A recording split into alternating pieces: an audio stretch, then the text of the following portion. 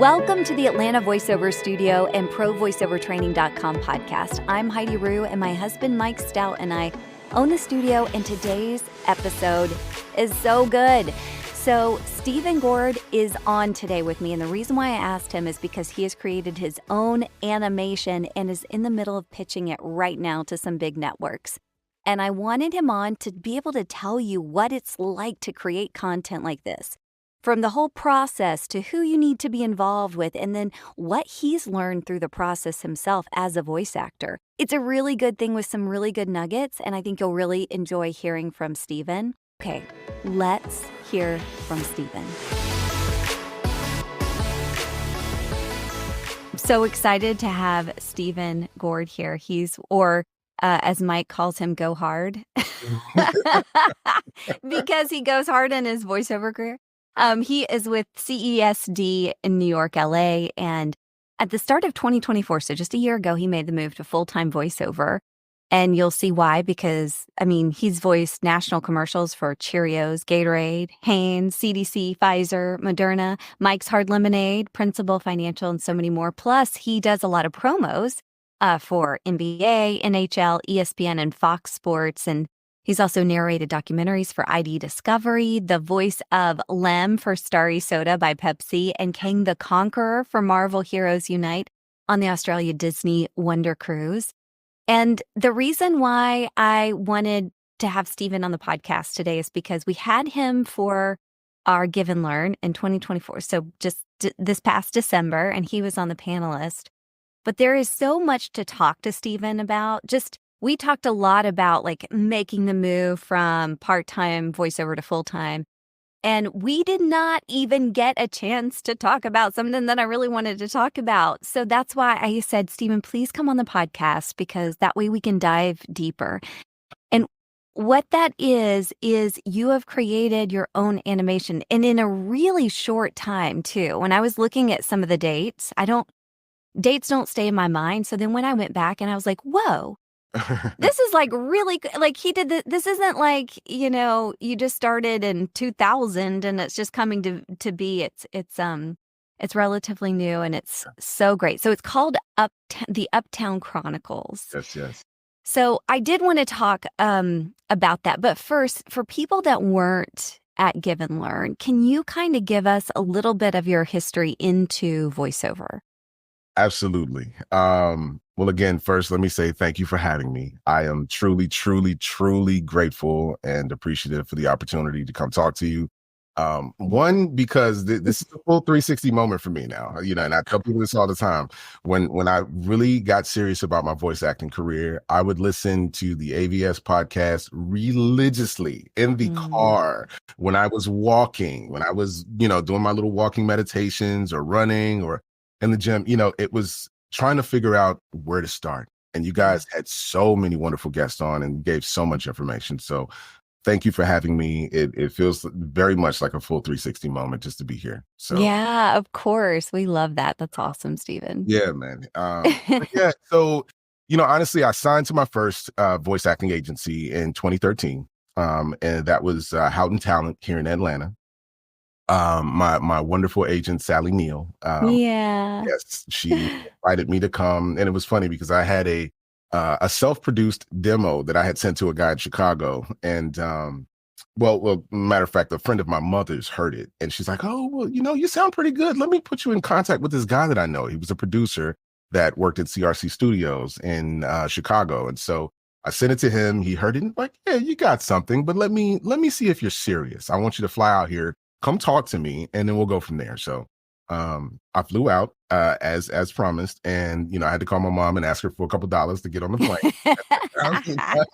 It was a little tight. Yeah.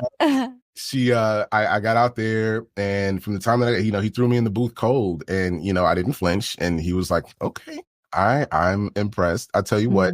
Take these scripts. I want you to go, and he sent me to a few websites, a few things he wanted me to kind of go over, and he said, "Come back out 2 weeks. I'm going to help you produce your first demo." And that's what he did. He kept his word. I kept mine. I was back, and we knocked it out. So that was my first demo that was done. That was in 2012, and it was towards the end of 2012. But we shopped it out to maybe 2 places, the People Store and Houghton Talent, and they bit first. And Sally was like, "Have you sent that to anybody else?" And I said, "Well, this one other." Okay, have they called you yet? No. Yeah. Okay, don't talk to anybody. Come talk to me. And I said, okay. So I went, and the same day I went to go talk to Sally, I signed with him. Oh. And it was an interesting journey, man, because again, 2013, this was before COVID. I had at that particular time, I had my daughter, and I was married before, and a lot of things going on in life, and so I booked my very first commercial coming out the gate. It was a Publix radio spot. Yeah, I was feeling nice and high on the Oh, tide. yeah. Voiceover, thinking, okay, now I'm in the right place. Let's go. And I kept auditioning. Now, mind you, I recorded that audition in a professional studio, not my own studio. And I do come from kind of a background of audio engineering and production and things like that, but I didn't have my full-fledged studio that I had at that time. So I was doing a lot of my auditions in the middle of my living room with no sound treatment and Right. no proper booth. And so that after booking the first commercial, I didn't book anything else. I mean, it was literally about 6 years that I didn't book anything, and I couldn't figure out why. And Yeah. that was one of the reasons, but the other reason was the lack of real training. Yeah. I was going off of the raw kind of desire to become a voice actor, and of course, I let life do what it does. Lifes. Life. Yeah. So, It sure does. I got distracted, and I didn't truly pursue it. I kept dipping my toe in the water and just saying I wanted to become one, but I would allow things to distract me and trying to be, I was full-time at that time, a web developer and a graphic designer. So, it was an interesting journey. I'm grateful for all the things that I learned during that time, though, because it really boiled down to the determination that I would need to have to really pursue it as a career.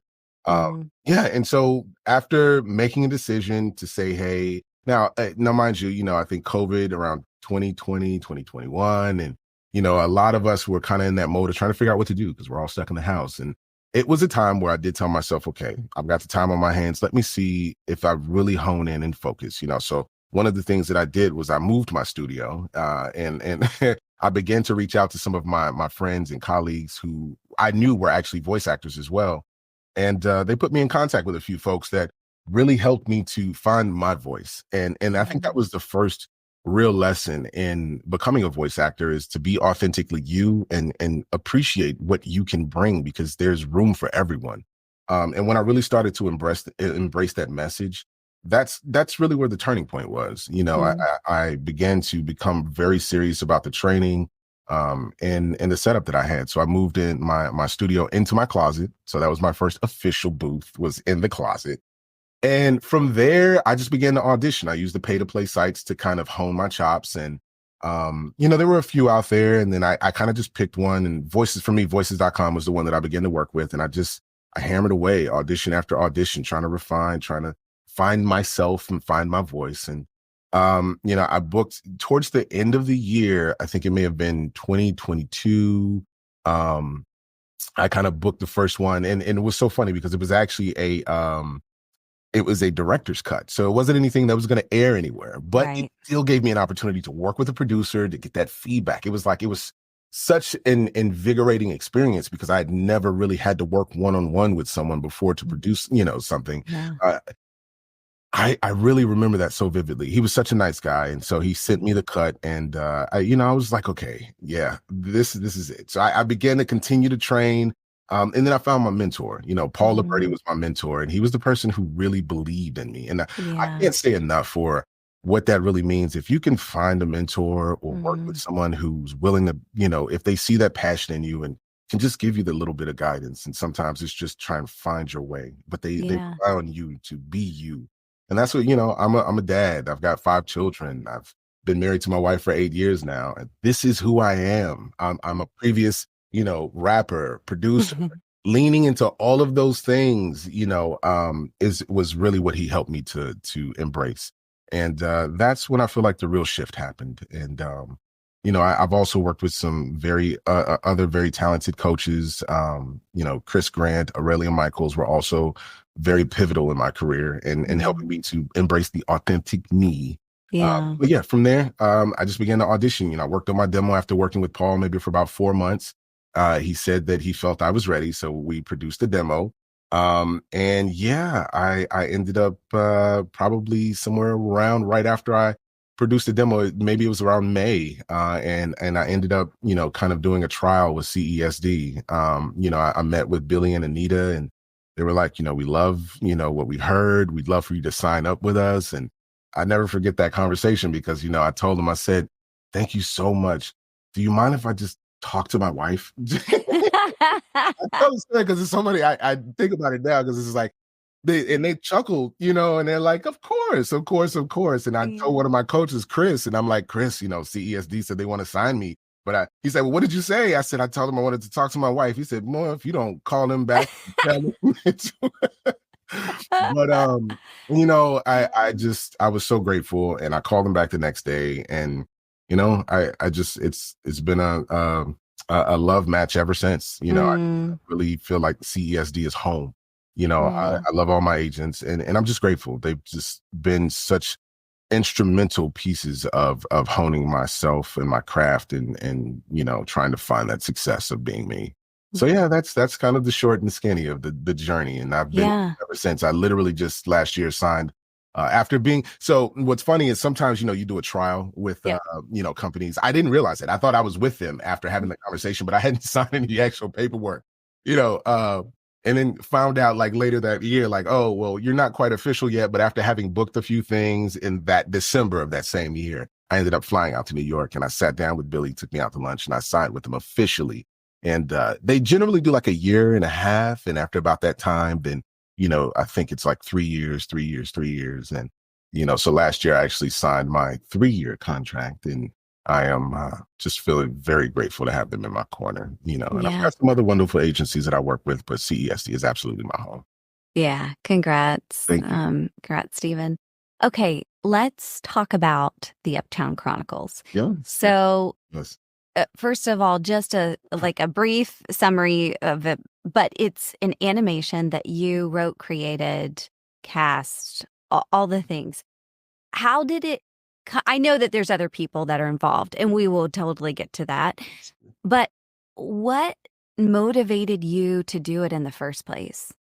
Honestly, it was really about the first major motivation. Mind you, it was around my birthday in 2 years ago. So that was 23 that, I was like, I always look at my family as this like anchor of sanity, and also a little bit of insanity at the same time, because there's so much going on in the house, but it's kind of that beautiful chaos of having a lot of As children. a reminder, he has 5 kids. That's what he said. The So full range, Yeah. the full range. My oldest is 21, my second oldest is 20, and then I have a 16-year-old, and then we have a soon to be 6 and soon to be 8-year-old, as of February and January and February of this year. So it's very interesting. But yeah, so I often say it is a show in this house, and there's always so much laughter, and there's a lot of love, and of course there's always the transition of growth, and that with that comes so many other things. But it also was about creating an opportunity for myself, because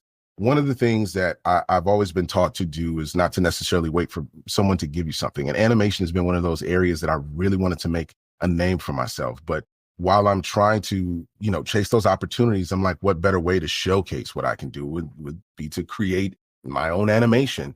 Where do I start? So yeah, I began to just write my ideas down, what do I love to watch, and one of those shows that for me was a childhood, kind of just everyone watched it, but for me, it really just cemented a part of what I look back on as a big part of my childhood, which was the Cosby Show. And they had a big family, and I think a lot about how Bill would operate with all his children and trying to just be a great dad, and leaning into that, trying to be a great husband and leaning into that, what would that look like? And then what are some other shows that I love? So I love the Boondocks. And then, of course, I love Black Panther. And I thought that was one of the most like influential films in our culture of media, and what that did for showcasing Black families and Black culture, and how they embraced it and melded that with technology, So, and I'm thinking like, we're on this precipice of AI. And everyone is scared, especially in the voice acting industry, and trying to figure out how does that assimilate with where we're going to go.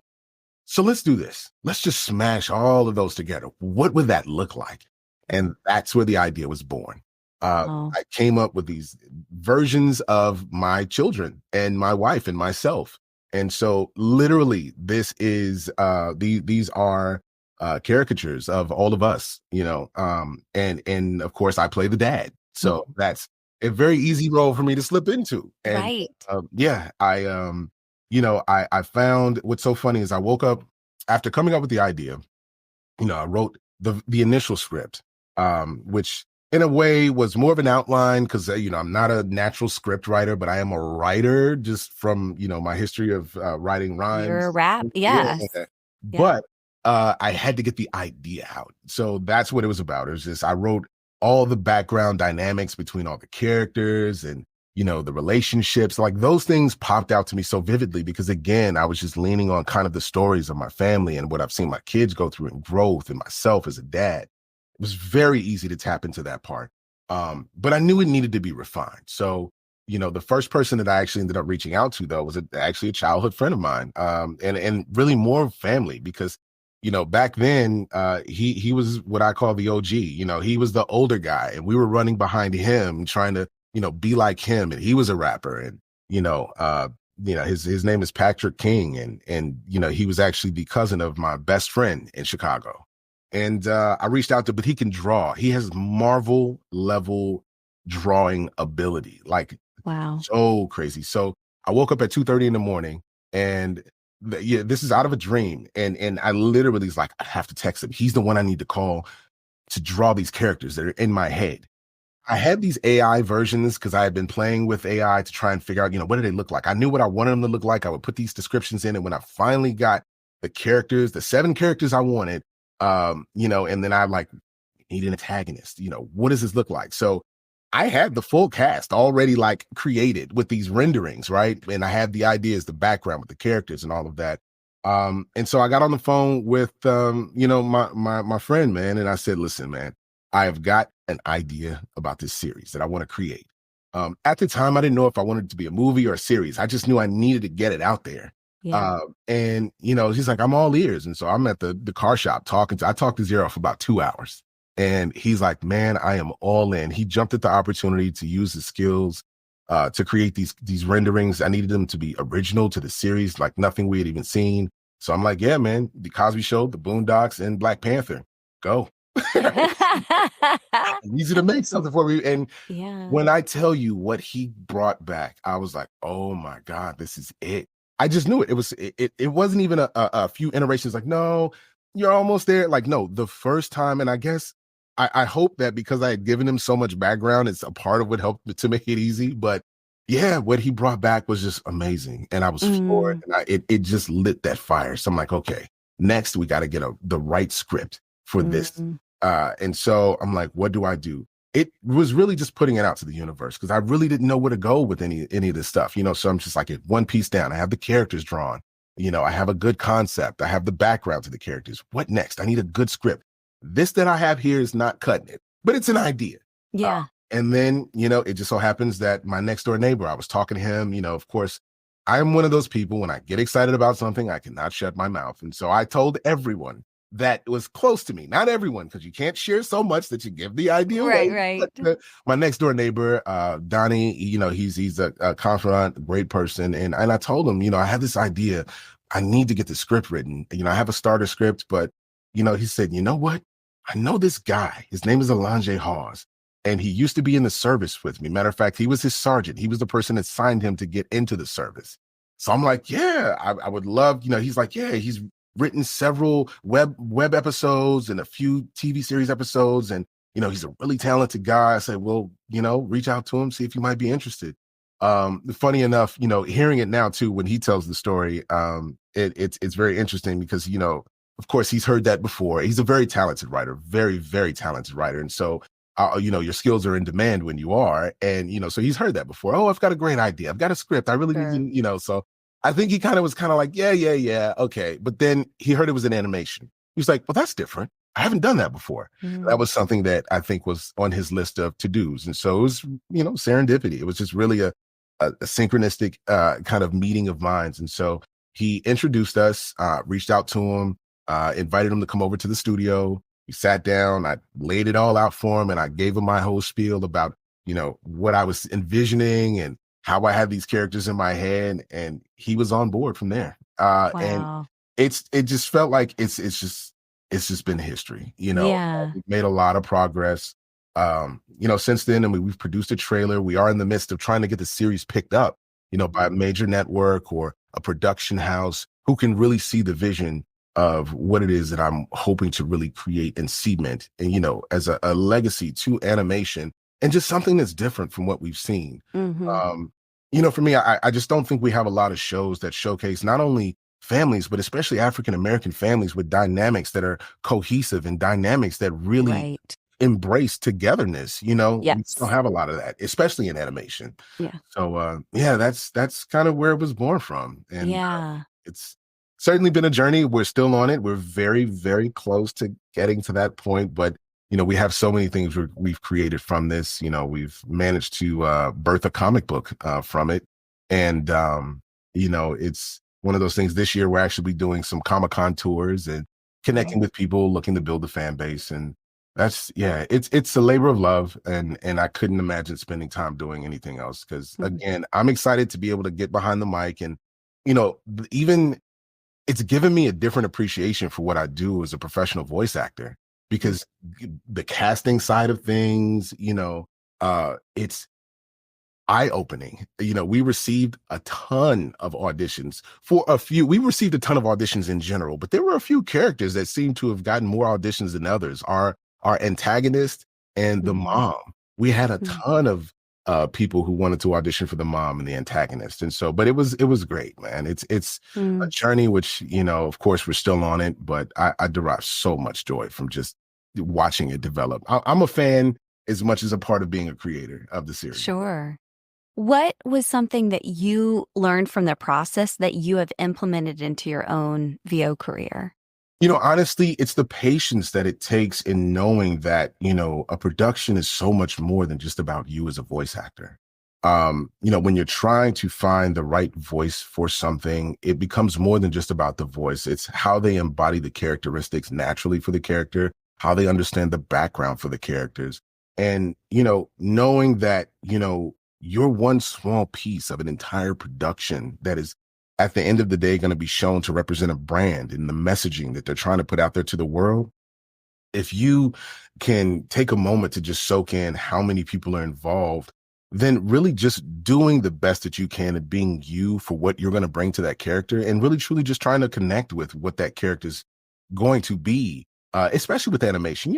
Animation is a little bit different from commercial, but the same, elements of collaborative and just co-working creativity is there. Mm. And you're a very integral but small piece of a larger story that's being told. So it's really given me a great appreciation for us as voice actors and how we feel when we don't get feedback. Or I even had people reach out to me and say, hey, did you get my audition? And it's one of those things where it's just like, I heard early on in my voice acting career, like, you don't reach out to production if you haven't heard anything to say, hey, did I get. But again, being on the other side, I get it, so I really do have a different appreciation for that process. Mm. And yeah, it was, we spent a whole day going through hundreds of auditions. And yeah, it was eye-opening, but it's definitely given me Mhm. an appreciation of the process of casting, Yeah. what that feels like and what that looks like from both sides. Mhm. So, when I approach what I do, I just go in and give the best version of what I feel it is, and I try to give the best performance. I try to study. I do research before I do my auditions. I go out, find links, or I find characters or people who've done things similar, and just find my own voice within the realm of what could possibly be, and then you let it go, because there's no telling why someone gets cast for something. Um, Right. but yeah, I have a whole new level of appreciation for that Mm. entire process. So that's Because you could probably see on your end how you're like listening to these auditions and you're like, those are good auditions. yeah, Like, there's nothing wrong with that audition. It just wasn't the was it? character that we're looking for. It just wasn't a match. It wasn't anything that they did wrong. Yeah, absolutely. Mm-hmm. And it's like a knowing. So when you hear it, you know it, and I think that's what it's Mm. like for so many of these producers and creators and Yeah, you know, for example, one of the things with the mother with this series is that you know, Claire Huxtable had a uh very interesting way of being a mom. You know, she Hmm. had the strength. You know, Yeah. she had that little sass She's when it had a was little sass. necessary. Oh, You know, loved her sass. but Yeah. it was like, but you always felt the love. You Yeah. didn't feel like she had an attitude or she was mad. And you know, I say this a lot too. I think so many of the stereotypes is what I'm hoping that the series can break. You know, I think especially African American women have this stereotype of being attitudinal when it comes Mm. to being moms or having to be, you know, just the head. And it's just like, there is always a place for everything in the world, but this mother needs to embody that it's a strength. It's not a silent strength. Like she doesn't speak up. She has a very powerful voice, but it's still loving. You always feel the love. And so when we put the character specs out, and it was so important to make sure that that was emphasized, like we want to make sure that we feel the love from the mom, but that she has that strength and that she has that, that entrepreneurial aspect, of who she is, and she is a strong woman, but it comes through without it having to be forceful. Uh, Mm. so many of the auditions that we got were just exactly that. It was like you can hear it as soon as they, and it was funny because the dialogue was written in a way where if you really couldn't embody that, it was easy to fall into the attitudinal part. Yeah. I give you one example was a scene where she's talking to the husband and she's like, Dre, get those kids to school, Dre. And you know, there's so many different ways you can say that, right? Sure. But yeah, it was like when we heard the actress that we found and she delivered it, we knew. Like we both looked at each other, it was like, Mm. that's it. That's it. And so there was nothing wrong with the other auditions. I thought a lot of those auditions did capture in different moments, but it was all the way through. You felt the love no matter where she was at in her Mhm. cadence. And yeah, so it was like that for the villain and for the kids. Oh, and my gosh, do we have some so talented young people who have, oh God, I'm so excited to introduce the young. I wanted to find real children to do the two Yeah. little ones, as opposed to adults who can do kid voices. I mean, you can find them, but these two little ones are just, just so the word I'm looking for is just magnificent, spectacular. So many, because you can feel the personalities come through, the Mm. excitement they had. And yeah, I was, it was like we knew especially for the young one, Keira, who's our Yeah. young girl in the series. We had two, and it was so tough. That was a tough Mm. because the two young ladies that we had to audition for, oh, they were so good. They were so good. One of them though had this personality. It's like, she's gonna be on Broadway somewhere. It was just like you can't deny. I mean, even in the audition, I think the young man that we had playing Jordan, who's the little kid in the series, in the audition, he had a moment where, I think he flubbed. And so he felt a little bit, kind of like, I don't want to say embarrassed, but he was a kid. And so he's trying this. I think this is his first major kind of audition. And the young lady jumped in and she said, you got this. I'm like, this is in the audition because we let them two audition together. She's like, you got this. You just saw it come out. She's like, you can do this. You have it. And we just looked at each other and we were like, oh my God.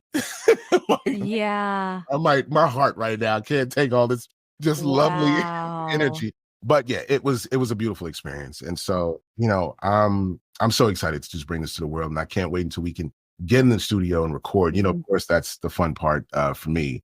But all of it's just an eye-opening experience from start to finish. Yeah. Casting and the soundtrack, the production. Of course, I have a little bit of a musical background, so even that part was exciting for me. And getting to choose, the tracks for the series and the trailer Mm. and stuff like that. So yeah, Yeah. I want to talk more about the music, but really quick, I want to go back to the mom auditions because I think yeah. something you said was eye-opening, I think, for me of do Black women especially, do they feel like they have to give auditions based on like what they think other people expect You know, from, like, it's tough because and for me, of course, I'm married to a strong Black woman. yeah. I am married to someone who I believe is very spiritually connected. That was another very integral piece of this, character that we wanted to come through, her connection to her ancestry and her connection to the ancestors and how that plays into her mothering her children. Mm. but of course, I'm not a Black woman, so I can't speak Right. how they Right. feel. But I know that relationships that I've had, I've seen various ways in which there's been expressions of strength and also expressions of what they feel is kind of what the world kind of corners them into when it comes Mm, to how they have to interact with the world because of all. Listen, my wife works in IT, and this is a great example, and she works at a very high level in IT. That is not a normal place for a young Black woman to be. So mm, she is the only Black woman in a place that is mainly white males. And yeah. her having to have her voice heard because her knowledge is there. Her ability to know and execute is that obviously it is because she wouldn't have made it that high. Her higher ups are the president and vice president. Wow. So when it comes to when something goes wrong and they're looking for accountability, she's the person that one of the people that they're going to come to. But having to fight to be heard Mm, is something that I know that African American women for so long mm, have gone through. mm, And that's something that takes a lot of strength to persevere through and become successful in and mhm. make a name for yourself. So for me, that was one of the things again that I wanted to come through with this character. She's got the motherly aspect, she's got the entrepreneurial aspect to her and what it takes to move forward, but she's got a connection to family, she's got a connection to history. Yeah. All of those things are so important. So yeah, I mean, I don't know if that's something that all African American women go through, but I do know that for me, I wanted that strength in that story of strength to be told in a way that gave respect to Yeah. their stories. And there's so many layers to it. It's not just some little box, No, that yeah, that's really cool, Stephen. I'm Well, grateful. let's talk about some of the aspects of creating the animation, like music. I got you. So, how did you? I mean, because guys, if you listen, we'll put a link to the website for Uptown Chronicles, and you can go and watch the trailer there. And the music is fantastic. I mean, it's like so professional. So, how did that come about? Well, I was very excited about that part of it, mainly because it was kind of, in the realm of, being a music producer and being someone who's always kind of been behind the boards and enjoyed that creative aspect of producing. It was a collaborative process though. My writer and I, and, Alange is my right-hand man with this. He not only is he the writer for the series, but he's my co-producer and he's also an executive producer and co-director.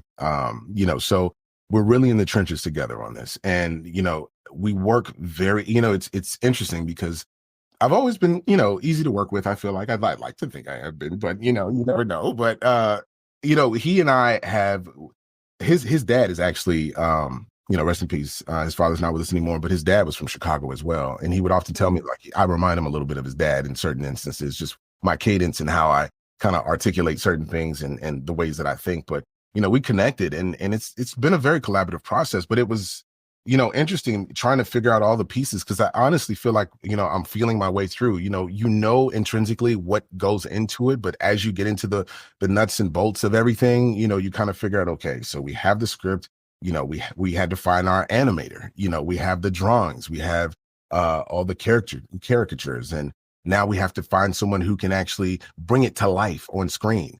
That was actually the very next piece. And we ended up linking up with an African American animator who lives in France, believe it or Wow. not. Yes, he is an amazing animator. Now, I will say this, again, in light of this series wanting to embrace, us being on the precipice of this new age of technology, I wanted to utilize as many tools that are in that realm as possible. So, real Unreal Engine is a new way in which movie studios, even Hollywood movie studios, are utilizing that in major motion pictures. Hmm. And I began to see how it kind of shortened the pipeline for bringing things to life as well, with all the assets that they have out there that you can kind of take and then manipulate to be, what you need it to be. Hmm. Uh, and that gave us a great advantage in kind of speeding up the time that we were able to get our trailer done. But he was somebody that I reached out to, and even that's kind of a serendipitous meeting. But I'll shorten it and say that I reached out to him early on before we had a trailer. And with just, I planted the seed of the idea. And also in light of not waiting on someone to do it, because I spoke with some big production houses, and of course, all of this is being funded from my pocket as of right now. Mm. But I have linked with some great people who have showed me ways to monetize this, and so we're Mm. able to kind of put back into it. But before then, yeah, so trying to figure out how to, get this out there and do it in a way where it wasn't killing my pockets. I would do my best to kind of try and figure out, okay, well, where do we go from here? And with our animator, once I reached out to him, I said, I'm not going to wait around. I'm going to do my best with what I have. So I created the very first trailer, and it was maybe like, 10, 15 seconds. I voiced it.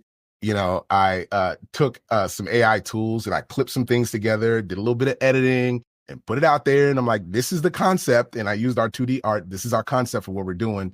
And 2 weeks later, the same guy that I had reached out to that said he was interested, he saw what I put out. And he's like, you know what? I'd love to be involved with that. And it just so happens that he had experience with Unreal Engine. And I had Wow. seen a few pieces that he had produced, which is what made me initially reach out to him. And so I was so Uh-huh. grateful. And he's like, yeah, I'd love to be involved with this. How Wow. how can I be down? So Wow. yeah. And so we brought Dom on. Elijah and I got together with Dom and we met, and he's like, I really like him. And he's Black. He's Black. It's like, he can. Yeah. So, it Oh, was such a come to truth moment. yeah. Yeah. And then we began to work on it, and then from there, of course, as it's getting produced and we're going back and forth with the creative, we knew we needed the music. We kind of had the first renderings. And once we had the first renderings and, kind of saw how it was coming to life. And then that's when I began to craft some of the music, and Elijah and I would talk about it, and I would just go in and, we found some free music, and then we added some things to it, and then we just kind of put it together. And yeah, Wow. it's been an amazing, amazing experience. But one of the things that I learned from some of the people, even in voiceover, when you're trying to do projects of this nature, you don't wait. You don't have to wait for the big boxes that give you permission to do it, but work sideways. You are connected with people who are creative and passionate. You never know who in your circle. And even my mentor, when it came to trying to cast for voice acting, I wrote the initial antagonist role for Keith David, and he was in my mind. He was the anchor in my mind for that antagonist the whole time. Wow.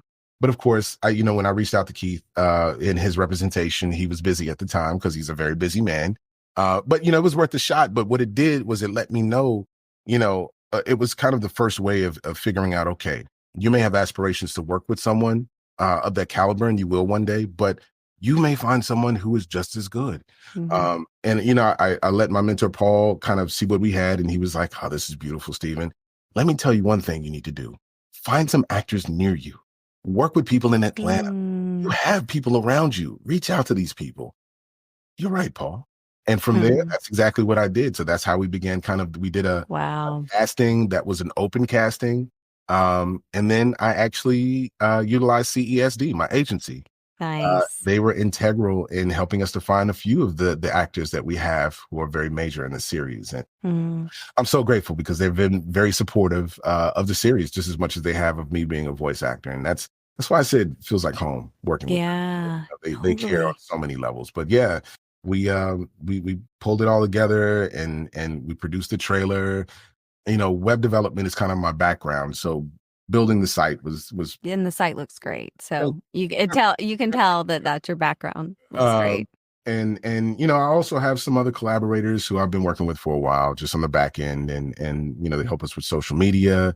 I've got a financial analyst who kind of helps us to formulate the deals from a film perspective, Hmm.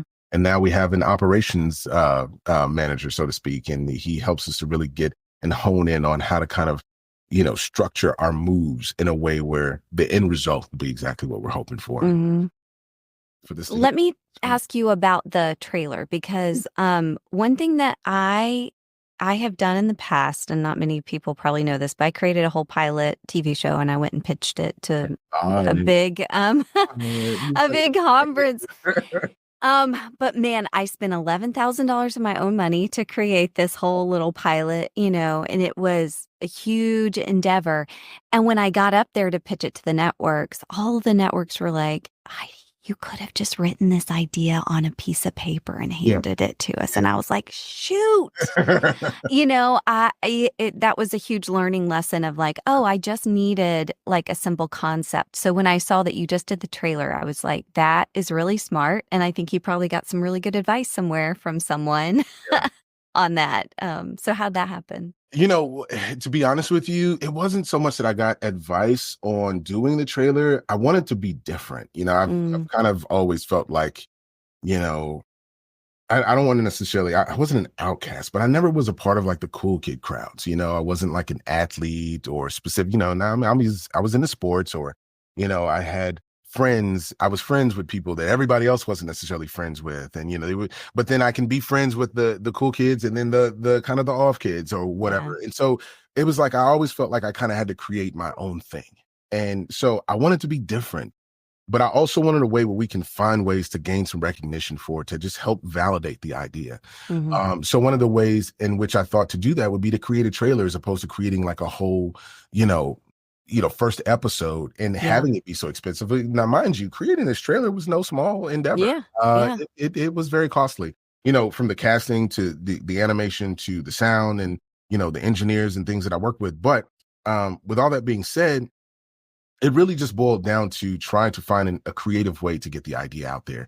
But the trailer also allowed us to actually submit it to film festivals, which is one of the goals that we wanted to do. Mm. And we ended up winning 3 awards the very first time for the very first 3 festivals that we submitted in.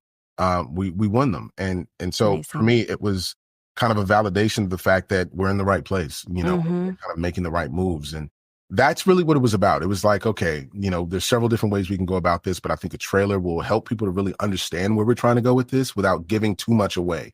Yeah. And so that was really the idea behind creating the trailer. Yeah. That's great.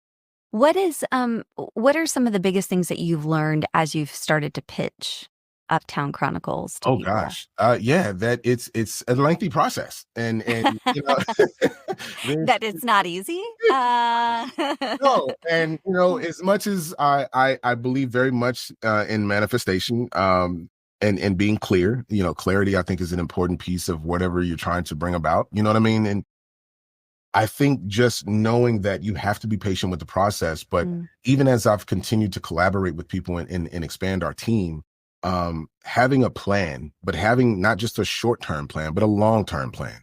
So we have a 5-year plan for the realization of this series. We know that it'll happen before then, but we're not going to wait. So we have ways in which we're going to have steps that we're specifically going to take to ensure the success. And I think that's the biggest thing. It's just like, there is no overnight success or what people consider to be overnight. It just looks like that. Yeah. Because a lot of times you've put so much work on the background.